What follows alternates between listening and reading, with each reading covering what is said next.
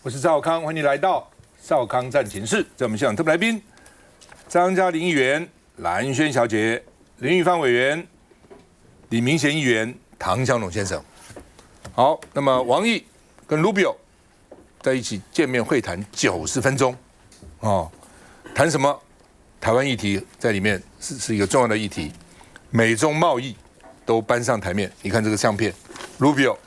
王毅带着中国的代表、美国的代表谈90分钟那这个他们在马尼拉现在开会，那特别强调说，今年是中美关系的大年，非常重要的一年因为9月24号，川普这个可能要欢迎习近平到华盛顿，习近平还不一定要去了，现在是这样说然后11月、12月他们还有各种会议，所以今年可能川普跟这个习近平会见很多次。那王毅就关心对台湾的军售，140亿美金呢卢比的时候还在审查中其实就是拖嘛。其实国会早就已经看过了但是就拖。那川普自己也讲，他说现在才知道对台湾的军售是跟中国谈判多好的筹码，就因为中国在乎嘛，很多事情你不在意你就不是筹码，你在意就变成你的筹码。因为你那么在意，所以川普就抓到了。原来是这样子所以呢，你9月20号来不来？你要不来，对不对？嘿嘿，不来我就卖给台湾。你来不来？你来不来？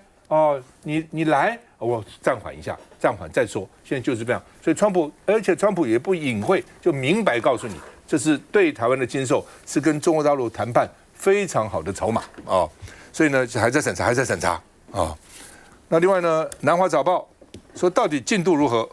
卢比欧说。还在审查媒体也问了北京也关心了。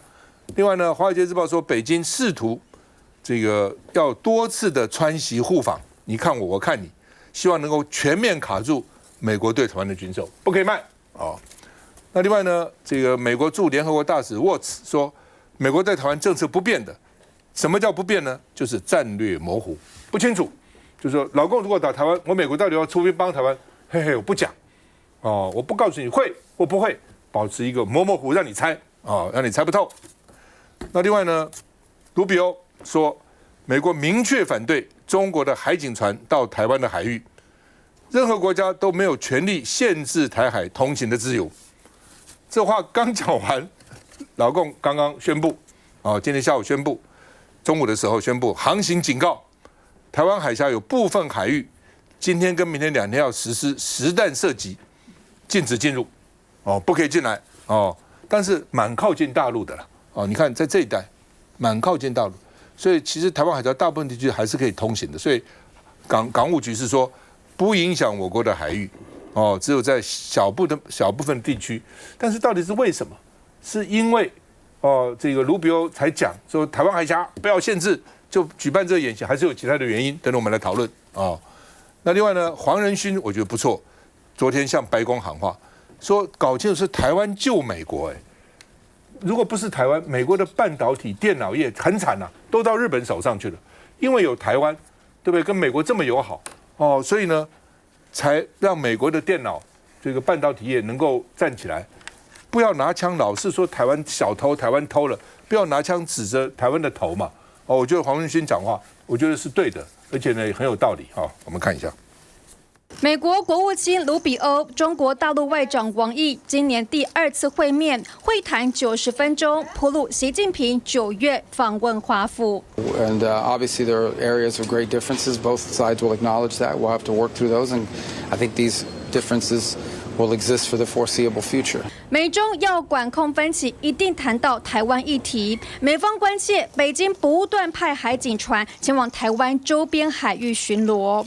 It always comes up in every one of our meetings because we obviously disagree with those actions, and we actually think that they run contrary to the spirit of what we're trying to work out with them. 根据央视消息，王毅就近期美方的一系列消极言行，阐明中方严正立场，要求美方尊重中国的核心利益，恪守一个中国原则，让中美关系机遇之年照进现实。而今年美中关系大年之际，美国140亿美元对台军售，仍在内部审查。We have to look at our own stockpiles. We have to look at the availability of whatever it is we're promising to do.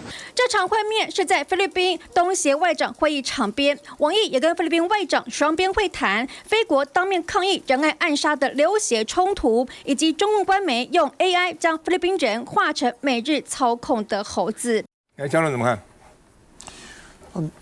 黄仁勋都已经在台湾设他的全球总部了。他非常清楚的知道，对 NVIDIA 的未来，台湾的供应链是核心中的核心。那这个呢，完全是基于他作为一个商人，作为一个实际的供应链的上游，他的感受。那当然他讲这些话讲给川普听的，也让台湾呢稍微释怀一点。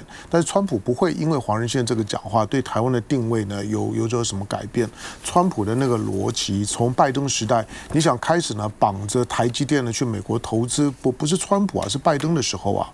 拜登就已经把它当作是宣传的重点了。今天的凤凰城、台积电的一场砸钱破土，都是在拜登的时候。换到哪一个人当美国总统没有差别，就是台湾呢，如果这些，那他为什么不会去？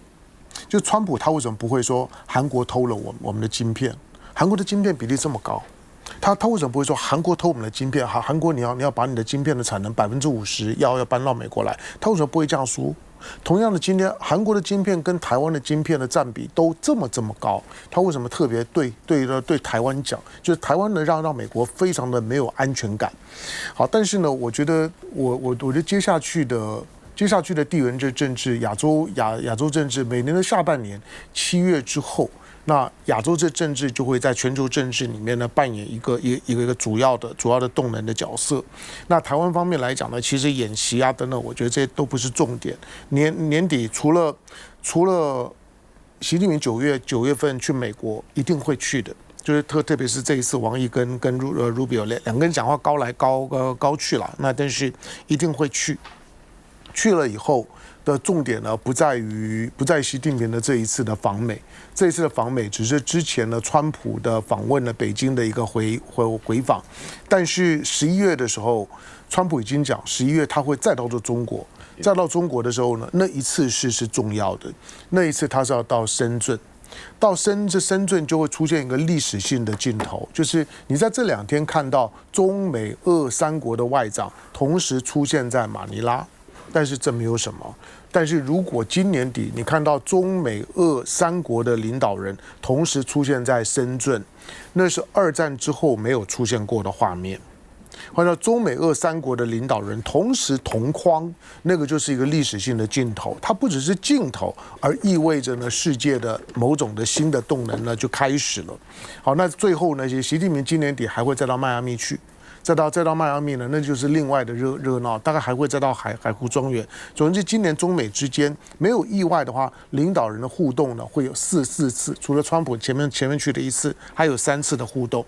所以台湾这个时候如果还在等着那个审查中的军购案，不要想了，就是起码你可以想见呢，在今年底之前呢，不会有任何的可能性。那中美之间的互动是一个高端政治，尤其深圳的这一次。高度值得关注，就是因为历史上面没有过3国的领导人要同框，为什么很少？因为很难，同时呢，背后要牵涉到的因素很多，只要同框，历史就翻篇。这个林委员会有140亿美金这个数字出来，就美国对台湾的军售，就表示他完成了几个程序。第一个就是说，台湾跟美国以前有一个叫这个华美这个军售的会议，就我方先提出这个案子出来，那基本我们要打算买哪些武器，美国国防部进行审查，好，审查完了以后，这个东西要送到国务院，因为很简单，所有这些对外的军售都要经过国务院的通过，所以常常难在国务院，国务院通过以后就要送国会，那这个国会其实。这个数字会出来，就比方说国防部跟国务院这一关都已经通过了。那现在一个比较大一个问题是叫做国会的问题啊。其实国会的影子也早在里头了，因为这个军售有很多美国的国会议员，因为军火上的关系、军工复合体的原因，有的是因为在他家乡州的原因，所以他一定会推荐某种武器系统。所以为什么我们常常觉得说我们可以买更好，为什么买不到，反而买这个？这就有国会议员的影子在里头。所以140亿出来这个数字里面，不是只有美国国防部、美国的国务院他们做了一些的推荐跟决定，最重要的，美国的国会议员也已经完成了他们的推荐，好，那跟他们利益多少是有一些挂钩的了哦。所以你现在说要去删，那我们就要看到只有一个人有可能去删他，这个人叫做川普。可是我们要了解川普的个性，他是非常的骄傲，他是非常的自大，他嘴巴会说很多很漂亮的话，可是呢，他基本上这个人是认为妥协让步对他来讲不是他这个身份的人应该做的，所以他不会轻易的做这个退让的。那只是说会不会这个军购有些的采购的项目会比较晚这个批准，有可能。因为这个就是所谓的外交的问题嘛，就是说你要给中国大陆一些的面子，因为像乌克兰战争在进行，然后呢这个伊朗的战争也在进行，那中国大陆不要去帮俄国，你也不要去帮这个伊朗，才符合美国国家利益。所以美国会给他一些的方便，但是你回头去看这个美国对中华民国军售的历史来讲，很多东西他们都事先认为敏感的。中国大陆会反对，他们早就自己都做了限制。譬如说，我们想买神盾舰，买到了没有？没有。我们那时候去美国的时候，那个他给我们推销记得舰，我说我们要神盾舰，他告诉我们，你们先把记得舰弄清楚、弄好，这个操作很熟悉，我们就要卖你们神盾舰。讲完这句话到现在20年都过去了，他卖神盾舰没有？没有嘛？为什么？因为显然他卖这个神盾舰。中国大陆会有很大的反弹。另外，譬如说 F-35，我们私底下真的一直都想要买 F-16CD、F-35都不卖嘛？对，连 F-16后来会卖我们，是因为小布希要不是布希总统，老布希要选总统，德州的票很重要。当时 F-16A/B 的装配那个厂就是在德州这样子，而且法国卖我们幻象嘛。对，所以我要讲一件事，就是说，其实我认为这个140亿美金。的军购大部分都会通过，少部分只是延迟交货而已。我不认为中国大陆会影响到。那你认为这140亿是全部以后会 delay 就此延迟卖给我，还是全部被删掉，还是打折就删掉一些卖给我？我觉得会延迟，延迟的最重要还是卖140亿。我认为基本上就是140亿啊。至于说。他为什么会延迟？也不是因为他故意不给你，有些时候最主要是因为战场，因为在这个伊朗的战场，在乌克兰战场消耗掉美国太多的武器，他们自己的安全的存量都有问题了，所以他的补充要以优先供应战场跟优先补充他的那个为最重要。所以我们回头去看以前的武器的这个采购，很少因为中国大陆有很少不讲话的。每一次中国大陆都出来强烈的抗议，这个就像美国的国务员要到台湾来访问，越大咖的国务员要来，中国大陆反对的声音越大，可是事实上你也没有办法改变。那像佩洛西来，他连飞弹的演习都做了，可是呢，最终佩洛西还是来了。所以这个大国之间的游戏是这样子，我也不会随便对你让步。你的抗议我听到了，因为我随便对你让步，就表示我示弱于你。这个对川普来讲。他不太会示弱于人家的，好不好？关于今天老共突然发布呢，说要这个实弹演习啊，我就问了那个之前我们战前是办过那个兵推有没有？有几个专家就问那个陆文浩博士啊，他不在台湾，还中午立刻传给我，他说一般这种实弹射击都是省海事局发布的，比如说福建省海事局，但这次是由漳州海事局，说表示是个临时的、突发的，并不是早就安排好的啊。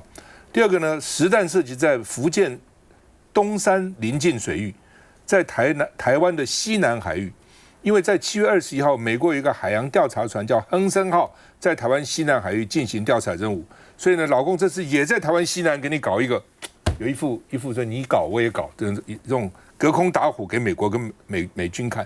传统东山岛在上世纪是共军3军联合演训区，而且是我们台湾当面最南端，所以这次呢，这个实弹射击被视为夏季各项科目操演的频繁的期的开端，就开始那边有各种的演习了。另外呢，到时候共军可能陆军航空兵、武装直升机、无人机配合炮兵可能会进行联合演训，所以要注意。休息一下再回来。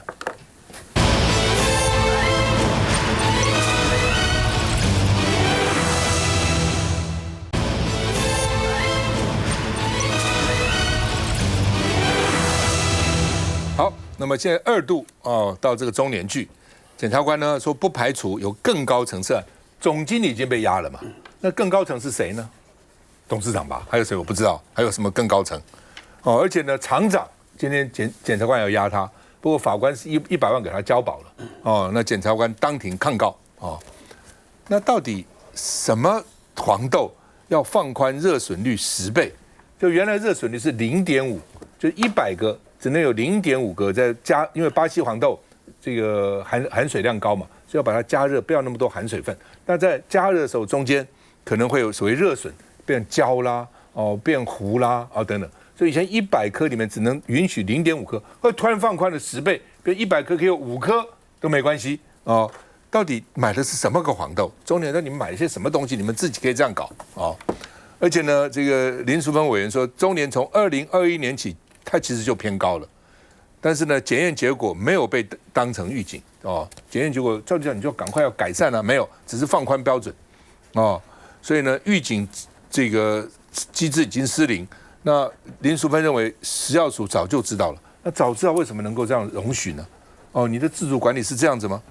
傅昆萁说，食药署2001年就掌握油脂生产制度的缺失，所以傅昆萁也知道，政府盖牌5年。这5年多少人吃过多少东西？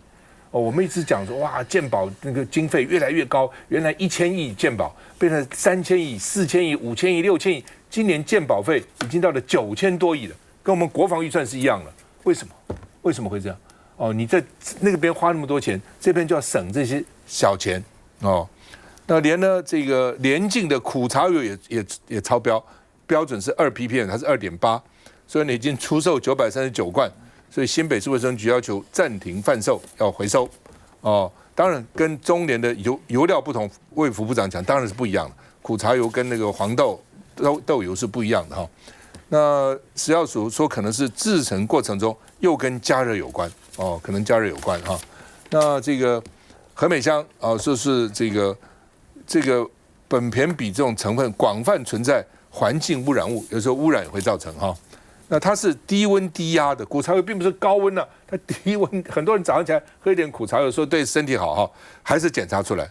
所以呢，专家说所有的食用油全面检查吧，你连苦茶油都有了，很多人喝苦茶油对身体是好的而且呢，我们食安砸钱了10年了，花了很多钱呢，光那个这个前瞻预算的时候就花了50亿买设备然后呢，一场毒油风暴，检验能量不足。卫福部长说能检查扁平比的台湾只有3家实验室，我们看一下。正在装箱下架，里面正是业者自主验出苯醛比超标的苦茶油。位在新北新店的联境公司现在自主验出了其中的苦茶油苯醛比是超标的状况。现在卫生局不止下令全面停止作业，而在门市这边呢，他们也自主下架了有关商品。就是这2罐被验出致癌物超标，新北卫生局接获业者通报，联境公司生产这批苦茶油一共5024罐，其中有机苦茶油在棉花田生机原地贩售，以及统一生技初榨苦茶油在统一生机健康有机超市贩售，2款产品已经卖出939罐。要求停止作业，尤其立即启动，在第一个时间要全部下架。所以在昨天，我们把这一部分完全理清楚。目前这一条生产线已经停止。侯友宜强调全力防堵，持续追查。而对此，联境公司回应，配合主管机关稽查，通路部分及时拦截封存。其中出货的939瓶已经追回700多瓶，大部分都在工厂和仓储物流端就被及时拦截，而未收回部分也已掌握动向，并持续收回中，也承诺受影响消费者凭发票提供无条件全额退款或换货服务。联进苦茶油也连续多年荣获世界品质评鉴大赏的食药署说，这批苦茶油和中联油脂案完全无关，而且作为原料的苦茶籽是从国外输入。联进的苦茶籽的原料是自中国输入，而油品检出本甜皮是否与原料或制成有相关尚待厘清。不过食药署推测，同样是制成过程中加热导致本甜皮生成，目前看来是加热过程出问题，但就怕有更多油品被波及。何兰娟，对，我觉得现在这个等于是致癌油这个问题真的是已经越来越严重了。我觉得第一个是它的范围扩大了哦，就是说不只是大豆油，已经到现在已经验出第19批了，还包括连苦茶油都已经验出来了。那刚刚赵先生也特别讲了，事实上呢，苦茶油是低温是冷榨，所以呢，照理来说它不会有所谓的加热的过程当中造成所谓的苯醛比的释出。那到底怎么回事呢？所以你去看那家专家讲，他说那很可能就不是加热过程，而是环境污染，就连环境整个都污染了。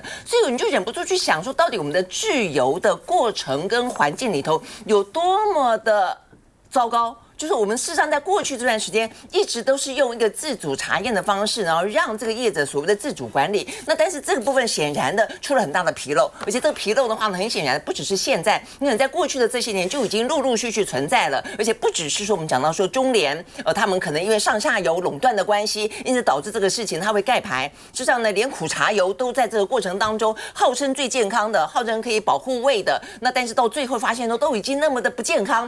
所以我觉得这个问题，第一个就是说在它的扩大的范围当中，所以是我们的全部的油是不是都在一个其实并没有符合真正健康的标准当中？然后事实上我们的中央跟地方也疏于去检验的过程当中，大家都已经吃到不知道吃到哪里去了，这是第一个。第二个，我觉得更严重的，是在昨天到今天，包括我们的卫福部长石崇良，包括我们的这个食药署长都说了。发现中联从去年开始，他们把这个相关的查验标准放宽。我还去查了一下这个放宽，这有多严重，你知道吗？它因为一般来讲的话呢，国际的这些大豆，它事实上呢有4级标准，我们是从0.5%的含量扩大到5%，增加了10倍。那这50%，这个0.5是什么概念呢？最顶级的大豆叫做含醇是0.2%这样的一个所谓的热损豆。热损豆就你100颗当中可以含有一点点0.2颗，然后的话呢，这样的代表就是相对来说这个豆子很顶级，但一般来说大家就不用那么顶级的，用多少呢？用0.5，所以大部分的食用油就是0.5是第2级，然后呢到了第3级就是含1%的，1%的话呢就已经是叫做饲料用豆。给什么鸡啊、猪啊吃的这些饲料用豆，到第4级是含3.0%，哦，我们现在是5哦，它已经放宽到5了。我们从0.5放宽到5，我告诉大家，第4级就最低的等级是工业用。工业用什么生殖柴油什么油用工业用，所以工业用油的话是还放宽到3.0，就我们既然放宽到5.0，意思就是说我们在国际的包括美国的这些所谓的食用豆的范围当中叫做非食用豆，我们是用到非食用豆来放宽，所以为什么从去年底开始放宽到目前为止我们都不知道，而且放宽之后的话呢，显然的这些热损豆价格就很便宜，便宜到什么程度呢？你去查，我查了以后发现呢，从去年到今年，大部分台湾的用油，包括我们说什么大统一，那是另外一个市占率更高的，它呢是毛利率6%。你知道中联的毛利率多少吗？它明明营收掉了23%，但毛利率竟然飙到21%，它凭什么？它就是用这样的一个非食用豆来放宽标准，来制造成目前我们大家在吃的这个所谓的致癌油。那事实上你当然用了很多的热损豆之后，热损豆的意思就是它的为什么要希望含量控制在只有0.2%、0.5%，因为过多它就容易释放出致癌物质。所以就很明显，你发现说原来这个事情它很可能比大家想象中的来得更糟，它是蓄意。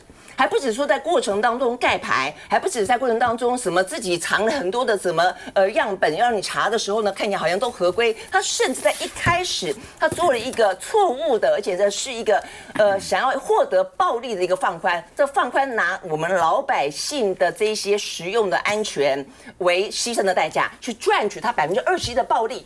这个状况底下，在我们的食药署，在我们的卫福部的眼皮底下进行1年了。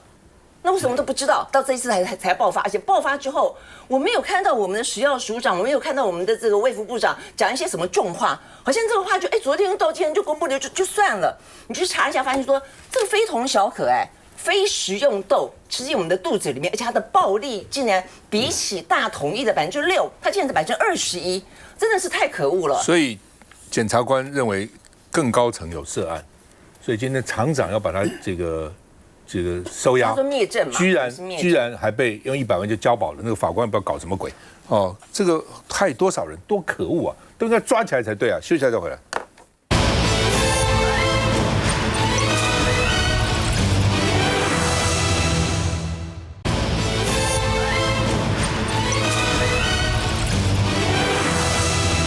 好，行政院呢，这个现在修食安法哈，隐匿通报最高罚3000万。一般县市罚300，但是有紧急重大罚1500，所以呢加倍从1500变成3000啊。那另外呢，而且要成立中央指挥中心，对于重大这个食安事件，赶快啊，这成立一个中央指挥中心啊，然后呢增加罚款啊。那么王玉敏说，中央早就有指挥权限，结果呢现在为了卸责去骂地方。哦，你中央指挥，你本来就有指挥权限啦，哦，你本来就可以设指挥中心啦，哦。蒋万安说呢，这个开学前要完成专案稽查，以后每个月都要抽查油品，营养午餐要把关。还好现在是放假，否则呢，现在不放假的话呢，这个营养午餐大概又中标一大堆啊。哦。那现在因为中央让19批中年油品重新上架，卢秀燕说，营养午餐学校的供餐系统不可以用这个产品。哦，不可以给你上架，就算你上架，不可以给你用。而且呢，这个国民党是说真相未明，干嘛要急着恢复上架？这是不是为业者解套吗？那你赖清德总统不去究责，急着上架什么？到现在总统有道歉吗？院长有下台吗？没有。本来说食药署长下台，哦，黄国昌一讲以后呢，他们说没有这个事，我看反而救了这个食药署长啊。所以呢，因为重新上架会很混乱，所以泰山说决定要全面回收。哦，不上架了。另外呢，福寿说要销毁了，也不再卖了。另外要另找合作厂商，看一下。我们全面清查以后，目前掌握有13个团膳业者，125所学校及幼儿园。没出席行政院的周4例行院会，台北市长蒋万安反而和北市学校的家长与教师代表召开食安座谈会。我们开学前就会完成专案食安的稽查，我们会把油品列为专案稽查最重要的项目。和蒋万安联手的台中市长卢秀燕也没去行政院，眼下毒油案继续延烧，卫福部长石崇良被募集到立院和民进党团舆情报告。或许是行政院这天就要公布食安法修法方向，对3级品管制度增订规范之外，也规划增订食安事件发生后，中央得成立指挥中心等机制，地方则负责第一线的稽查查核，在权责上明确分工。未设置检验室等等，直接开罚3万到300万元；违反有危害之余时的停工、通报义务等规定，最高罚锾3000万元。但这回中央与地方的修法争点在于食安法第7条的修正，涉及食品业者自主管理与监测计划。中央原本规划让地方核定或备查，让地方不满，中央甩锅。网络食品管理明定网际网络业者的管理义务以及风险管控的责任。院长也请卫福部加强与社会各界的沟通，也广纳各部会以及地方政府的意见，凝聚食安法修正草案的共识。面对毒油风暴，中央与地方唯有步调一致，才能真正防堵破网。很明显，刚讲哦，中联用油从去年它的那个验收的标准，它是放宽到10倍。你刚讲就是第4级的工业用油还要更糟糕啊。那台湾人是铁胃吗？我相信我们在座，包括摄影机，我们这一桌所有人都吃过了啦，多多少少啦。所以我是铁胃，还是说我自己有自动解毒机啊？所以就说这食安危机已经爆发很久了，而且只有中联这样子而已吗？我查一下哦，今年1到5月哦，我们从巴西进口这一批黄豆是60万公吨哦，那去年又进口多少？而且同一批大豆进口进来总共有15家哦。那中联刚刚食药署讲说，除了中联之外，其他家的去查都没有问题。那到底是只有中联他把他的标准下降，还是说他的制程出了问题？这要查清楚啊！你源头没有查清楚之前，然后你就急着上架，没有人可以接受啦。所以是这样，当然业者他赌一个心态嘛，我进来，我当然是要把所有的利润提到最高啊。业者可以黑心，可是政府的责任到底在哪里？现在面对了礼拜六要上在野党发动要上凯道，号召全民上凯道之前，你行政院现在源头没有查到在哪里之前，你就急着把几个批要就19批要准备上架了，那你的决策是什么？现在包括行政院召开专案会的时候，连高雄市长陈其迈都认为不可啊。所有县市首长地方官是直接接受地方民意的，他认为说源头没有查清楚之前，怎么可以急着上架？你根本就是在卸责嘛，或者你在包庇业者，这才有责任呢。刚刚讲中联有往上查是查到中联有而已吗？上面有没有官员有没有包庇？食药署甚至卫福部你有没有包庇？这要查清楚啊！所以你让修法可以。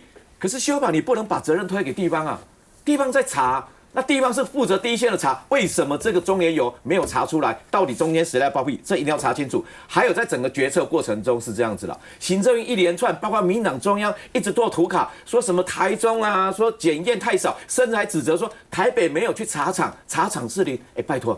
台北没有油厂台北有食品相关的都有查了批号都有查了。那请问你民党做这些图卡，在修理卢秀燕、修理蒋万的过程的时候，你有真的用心去把源头查清楚吗？这才是行政院的责任啊。台中他们说他只抽查一次，其实不是的，抽查一次他例行检查了18次。是啊，而且每次例行检查18次都有查这个苯醛比是有查的了啊。来嘉玲。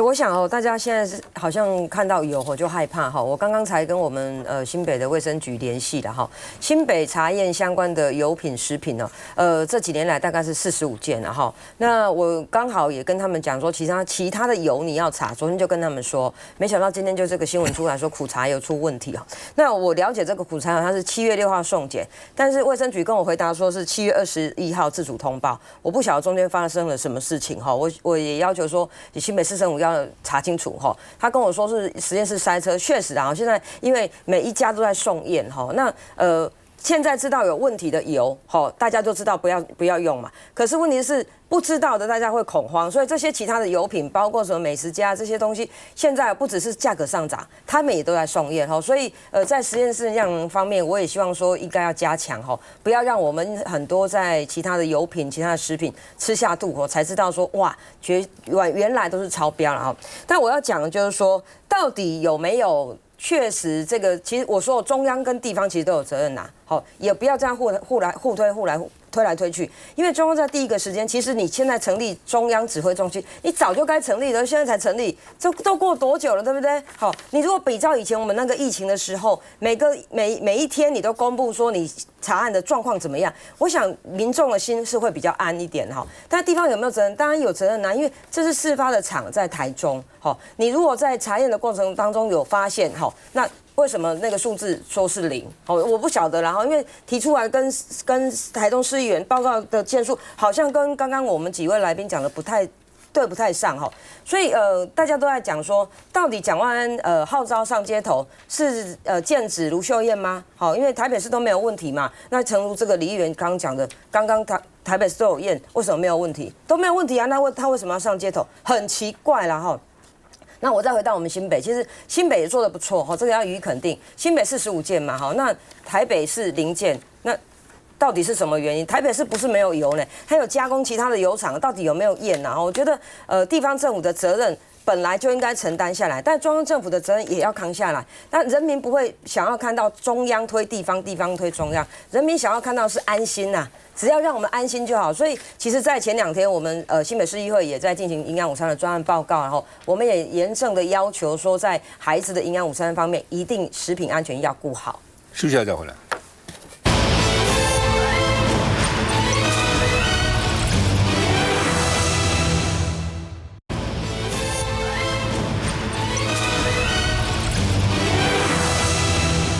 好了，现在在这个民进党中指会呢，昨天呢，请吃炸肉圆，哇，一大锅油所以他说查中联没有随快随慢，也没有这个盖牌护航那另外呢，中央始终负责解决问题没有要拖那另外呢，韩国瑜725要上街道上凯道反毒油，所以呢把食安法修法列为优先法案啊。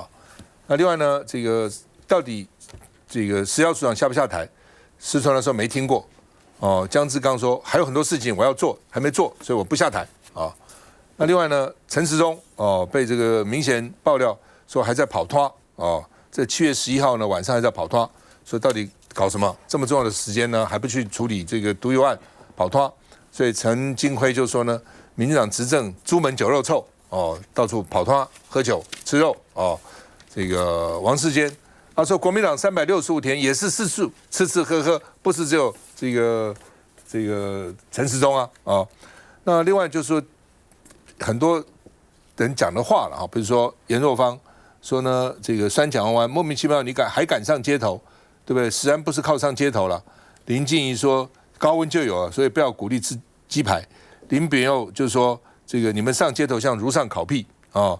吴峥说又不是我逼你吃。左荣泰说我来自专案质询，又不是专案报告，又不是专案道歉啊，不肯道歉。戴伟山说职务本来就有，所以呢，联合报的评论也问说啊，这个林静怡叫大家不要吃鸡排，赖清德又在中执会请大家吃油炸肉圆，到底要怎样吃还是不吃啊？看一下。院长怎么看韩国瑜725也要上凯道？院长怎么看翁小林？预算审完了吗？听到韩国瑜要上凯道，行政院长卓荣泰冷回：总预算审完了吗？似乎在暗讽不务正业。但又被问到这个问题时，怎么看翁小林说提案要冻结薪水？上一句才酸，总预算还没审完，被问到下一题没做回应，因为国民党立委翁小林批评卓荣泰不附属、不依法编预算，食安事件还盖牌要提案冻结他4个月薪水。国民党团也加码要把9到12月的行政院长特别费删除，进行政治的报复跟政治的恶意攻击。2026年的总预算都还没有审议完成，本身就已经是立法院重大的怠惰。而被蓝营针对的不是只有卓荣泰。和友人大啖美食，前面还摆着酒瓶。政委陈时中被爆料在毒油案越滚越大期间，7月11号在通化街应酬跑脱。而回顾时间序，7月10号台中率先公布首批问题油品，开始扩大清查。13号公布更多超标油品批号跟流向。台北市议员李明贤就批评，身为督导食安的政务委员，居然还有心思闲暇去赶脱，这也凸显政院面对毒油掉以轻心，螺丝掉满地。他经常性的会跟各界、跟学者、专家。他们来交流，来这个请教他们的一些看法。那国民党整个那个一年到头365天，他们的人经常在四处吃吃喝喝，那怎么说？陈时中办公室也表示，就只是一般的吃饭用餐，没有特别回应。而毒油案延烧至今，未见有任何官员负行政责任。民众党主席黄国昌爆料，要下台的是他。我听说礼拜5他们要先让一个小官下台，应该是食药署署长。行政院则驳斥，注意到黄国昌对人事的无端臆测，对行政团队来说，没有什么比尽速还给国人食安无虞的环境更为重要的工作，而政治操作无助于解决问题。很明显。陈时中那一天去通化街，老讲是我朋友去吃饭他看到他就有点讶异嘛，他说：“哎，照片像店里面照片都贴了陈时中啊，就他讲，哎，我认识陈时中，哎，就陈时中那一桌人全部都回头了。那我朋友刚好带了太太跟小朋友去吃嘛，我朋友就很纳闷说，哎啊，这什么时阵啊，还跑来这里吃饭？当然吃饭应酬每一个人都有，天经地义没有问题，可是心态的问题嘛，就是我们的当兵打仗的时候，高装检或者一级战备的时候。”那你是要随时 on duty 的，怎么有这时候还有心思闲暇？我朋友去看到那阿中那桌子上面还有啤酒瓶，他要拿起来喝嘛。那当然那个喝酒应酬大家都会有，大家都会有跑脱，民代也都有跑脱。可是你民党帮他辩护的时候，你民党没有想过陈时中是负责督导这个业务的，就刚好串联起来，包括卓荣泰在立法院答询的时候，他就硬凹嘛，我是来专案会议，不是来专案报告的。然后还有民党做了一大堆图卡，把责任丢给地方。然后吴峥民党的发言人讲说啊，我又不是我逼你吃的。还有包括林静怡卫福部次长讲说，哎，不鼓励大家吃鸡排，所以整个都串起来了。第一个，民党的心态就是傲慢嘛，不要给他唔丢东西，地方政府的错。到现在才要修法成立一个中央指挥机关，所以问题就出在这里。从陈时中上下有一连串联起来，民党心态这种傲慢的心态，也凸显说民怨确实有起来，上凯道真的大家全民一起来。江龙。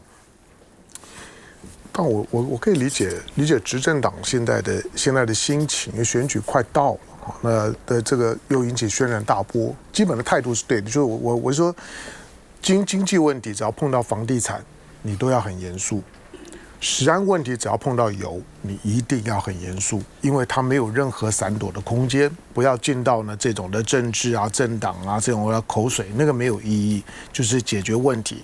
但是解决问题，大部分政治人物呢倾向于解决恐惧，而不是解决问题。就当我今天出来吃给你看，是要化解你的恐惧，而不是解决问题。那个问题还是在那里。大部分老百姓不明就里，没有办法去面对问题，所以呢，今天大家就吃肉丸吧，今天大家就吃鸡排。你看，我也在吃哦。政治人物经常都在用这种，我也在吃，我也在喝，所以那有什么好担心的？我跟你们呢一样的，就是说承担风险，用这种的方式呢去淡化恐惧，它不是在政策面解决问题该有的态度。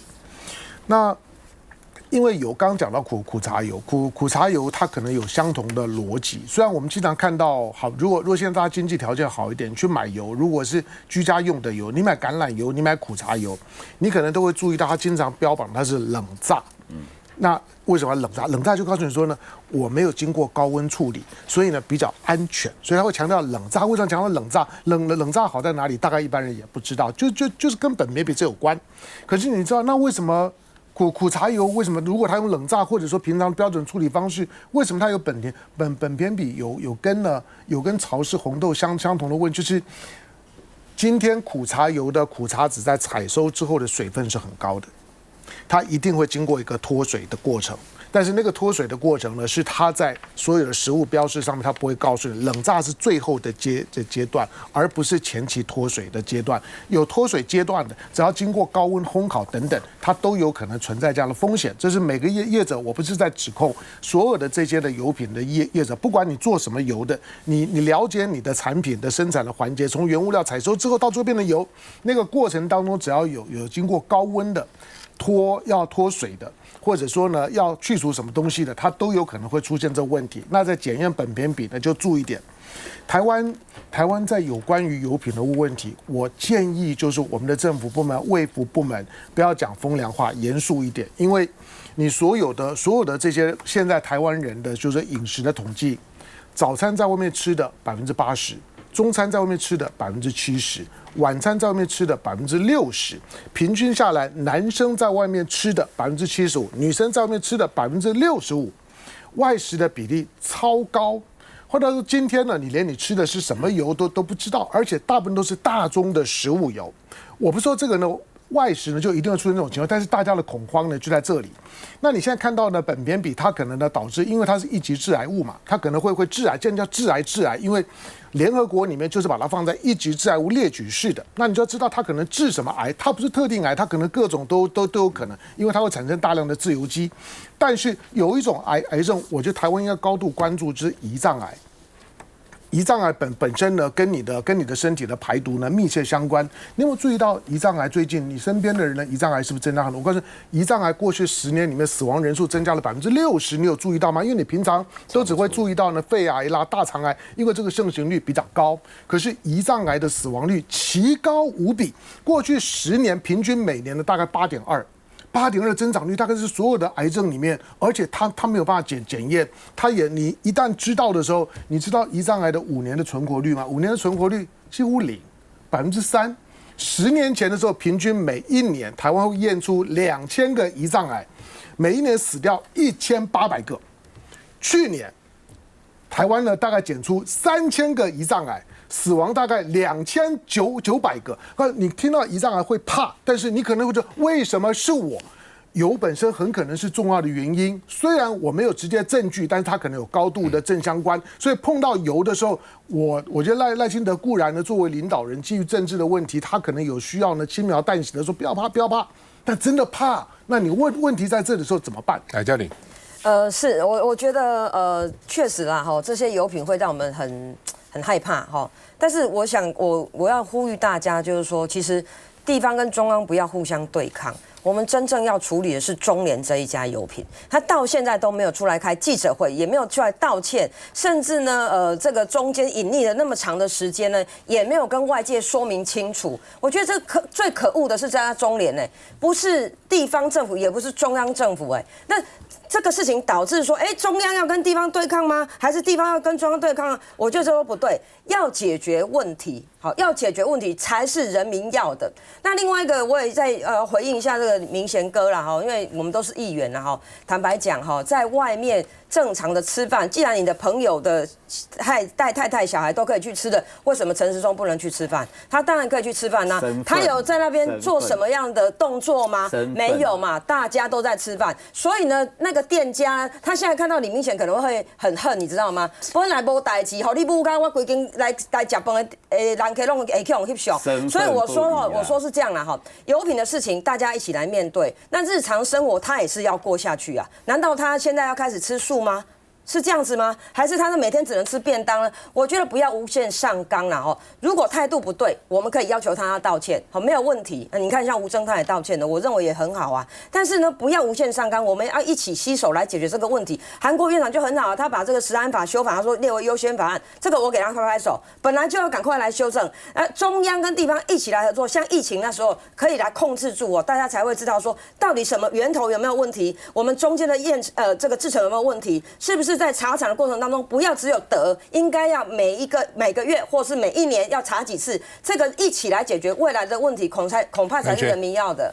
对，我觉得这些如果说向上延寿的话，我们要看看这个中联邮局的董事长蔡青松、福寿的董事长洪尧坤、福茂的董事长吴新成，各自都有说呢，跟哪些政治人物相熟等等等啊，就看看是不是可以办得下去。而且这3位呢，为什么没有点泰山？泰山出来道歉了，而且他们董事长出来道歉了，还拿出3000万，说要打算要做一些事情，其他都没有。那所以我觉得这边是要去查。再来，我觉得中央的态度也还是关键。我刚刚讲到了，包括了说，这个石崇良出来说了有关于热水洞的部分，他只说了热水洞放宽了，他没有说放宽之后导致的可能背后有那么严重的致癌的状况，他怎么不说呢？另外，我刚刚讲到。